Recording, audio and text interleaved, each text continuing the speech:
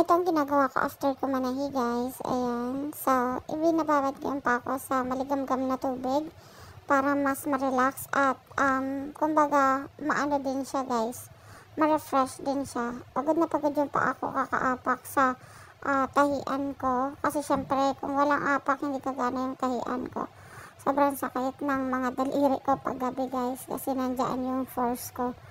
Yan yung gumagalaw talaga, yung mga daliri ko para ma-push ko talaga yung mismong parang pedal niya, diba? So, ayan, inaano ko lang siya, guys. Mga 5 minutes lang naman na binababad ko siya para, kumbaga, ma-relax din yung paa ko. Tsaka nawawala din yung sakit, guys, pag binababad ko siya. So, yun lang, guys. Self-care, kasi, syempre, hindi naman lahat trabaho. Kailangan din talagang alagaan ang sarili. Walang mag-aalaga sa atin, kundi tayo din naman, guys. Kaya yan. Ito yung naisip kong paraan. So, bye!